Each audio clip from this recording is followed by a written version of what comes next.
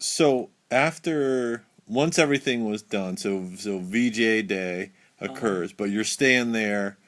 You're still on the island. Of course, they can't just have everybody head back. No, you go by numbers. Boat would come in, troop transport. Okay, the guys with numbers so and so to so and so. Get ready to leave the island. And now that's the time that you took your trip into China. Yeah, my number was still not there. But while doing that, uh, it was my first sergeant, who's head of our company. He had a high number. He took off. He said, Limanek, you take over. I was the top non-commissioned officer. Oh, gosh. So we decided what buildings to demolish, and we had bulldozers. And you'd be surprised at what's in that ocean. Oh yeah. Airplanes, they bulldozed in buildings, entire buildings, all kinds of equipment. Went over the cliffs into the ocean. Of course, there were some planes that should not have tried to take off after a rain, and they would try to gun it to go to Japan. They couldn't get up their speed, and they couldn't stop, and they'd flip over into the cliff, off the cliff into Uh-huh. the ocean. But that was life there. I just tell you the funny. When I was there, so acting as first sergeant, I was in the office, get this phone call. McGee, how are you? My buddy, Buck Rogers, from the Marines. Okay. He's Actual named guy, Buck Rogers. Yes. yeah, he's Francis Rogers was his name. You didn't want that, Buck Rogers.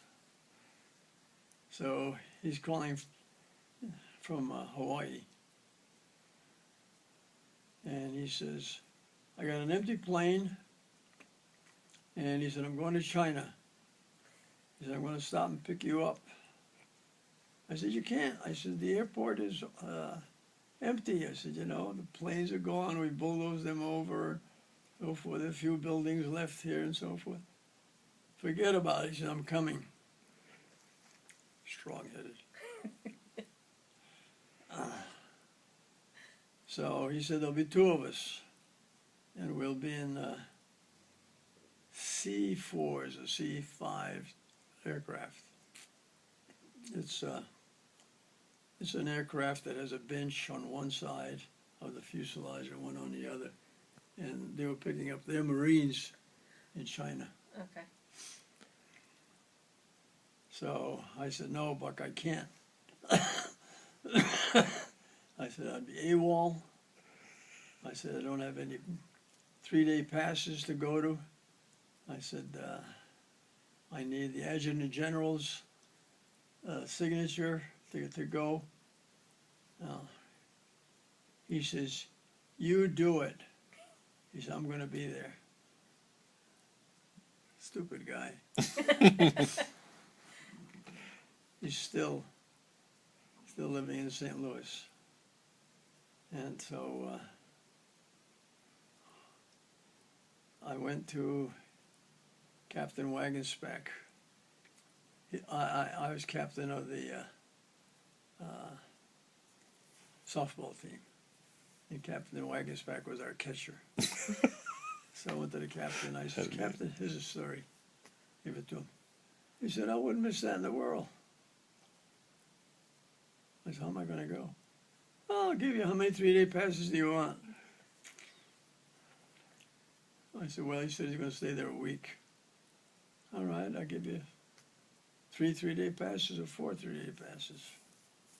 And they didn't tell me the dangers of this, but he said, you're going to give them to me.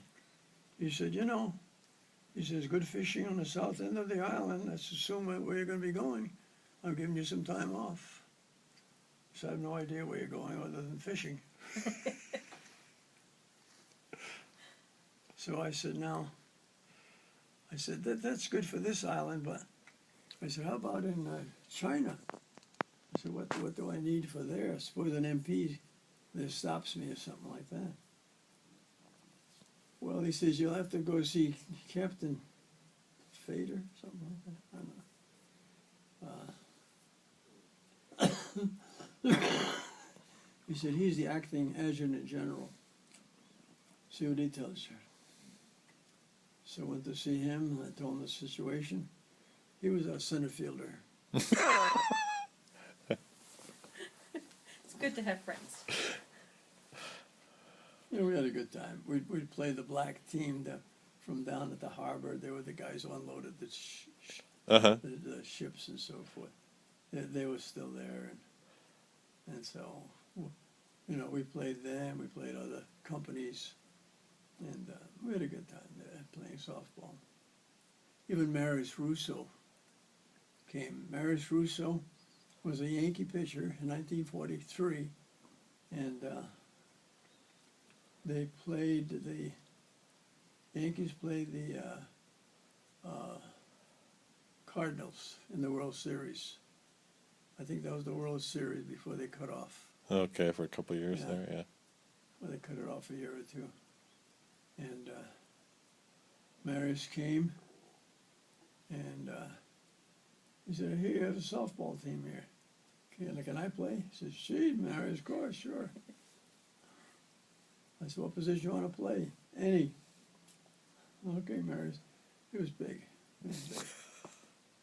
We said, "Well, how about first base? We could use a first baseman." So we gave him the first baseman's mitt. Couldn't get it on. He was too big? His hand was too big. Wow. Couldn't get a first baseman's mitt on. So he said, "That's okay." He says, "I don't need a mitt." I said, "You know that guy on third base?" I said, "He's played some college ball or whatever." And I said, "He can really whip that ball across the field when he gets a grounder." "Let him whip it," he said. So we tried it out. This guy kind of tossed it. And he says, "Give it what you got." So the guy started giving him what he got, and he put his hand out. Left hand, right hand. He'd lose the ball in his hand. So anyway. That's pretty funny. Captain Peter, whatever his name was, Adjutant General, he said, "I'll give you a 10-day pass," something like that. And he said, "Now you keep that on you." And he said, "It should be valid.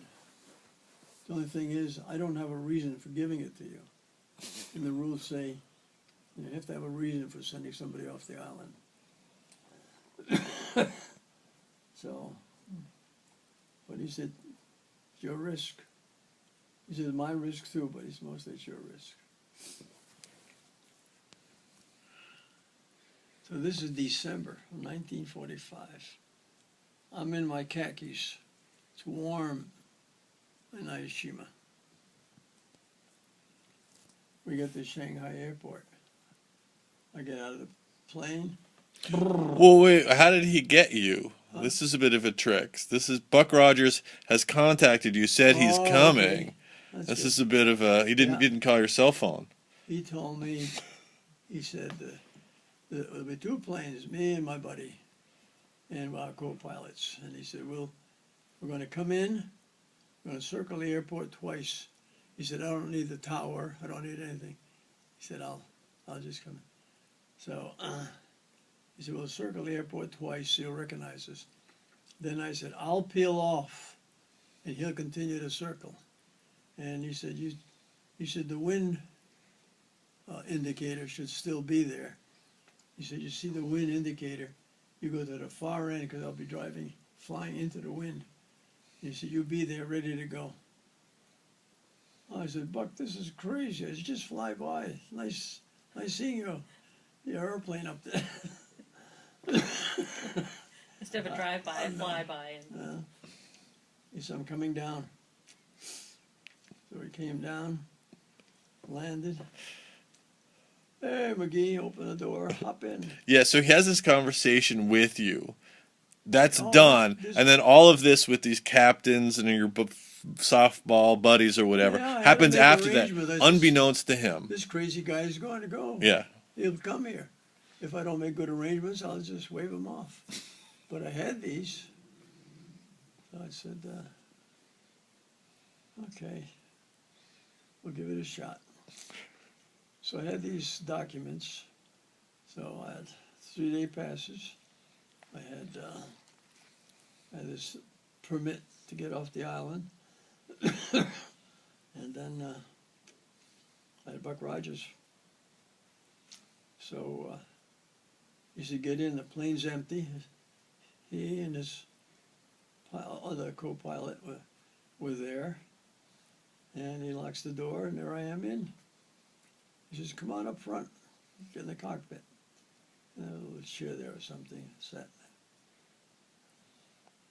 there. And he says, I knew you could do it, McGee. Okay. So we went there, and when we got to Shanghai, it was so cold. I stood out like a sore thumb. Oh, right. Everybody's bundled up. I didn't realize there would be that much difference Yeah. in the temperature. So. Hold on a second.